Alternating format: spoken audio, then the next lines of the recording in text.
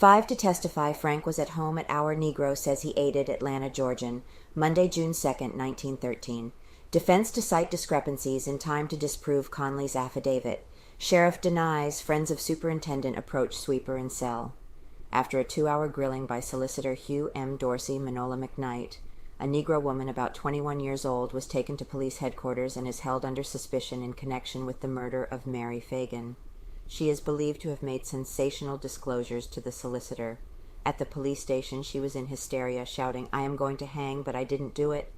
5 persons will be prepared to testify at the trial of Leo M. Frank, that he arrived at home for luncheon at 1:20 o'clock the Saturday afternoon that Mary Phagan was killed, which would have been an impossibility, the defense will assert, if Frank had directed the disposal of the body and dictated the notes at the time the Negro alleges.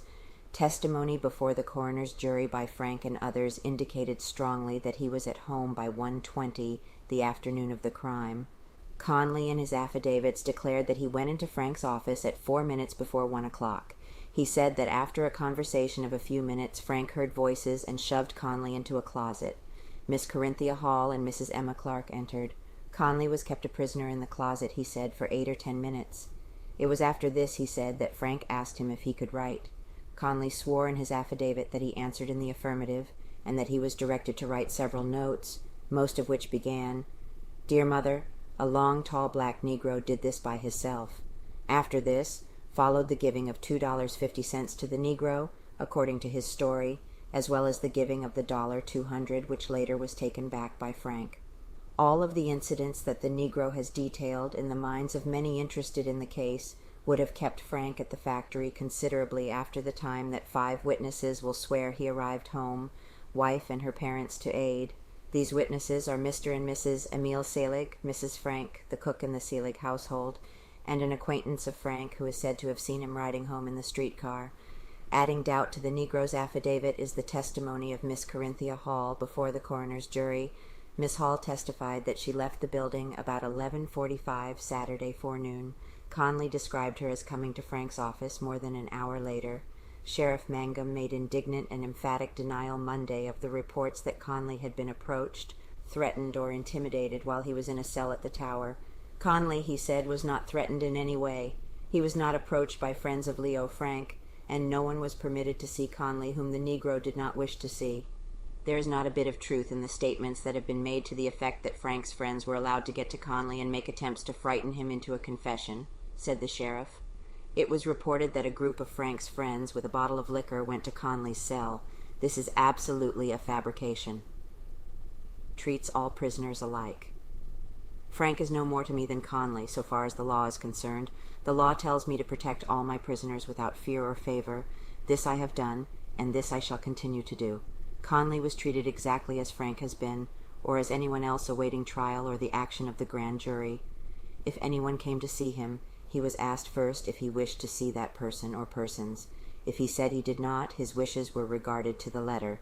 The report that I am seeking the Jewish support and the Jewish vote or any other class or race or nationality as against another is most absurd upon the face of it. I have nothing to say against Chief Lanford. I would only suggest that he try his case in the court and not attempt to settle the whole case and hang one man or another before the 12 men the law prescribes have had a chance to pass on the prisoner's guilty or innocence. Conley made a personal request of Chief of Detectives Lanford Monday morning to be taken to confront the factory superintendent. "I think I could make him tell everything if I could just go there to his cell and tell my story again," said the Negro. Conley repeatedly urged upon Chief Lanford that he be allowed to face Frank. He declared he thought his presence would break Frank down. The chief regarded Conley as sincere in his request, but said that he would make no further effort to bring the Negro and the factory superintendent together. All rested in the hands of Luther Z. Rosser, Frank's attorney, Lanford announced.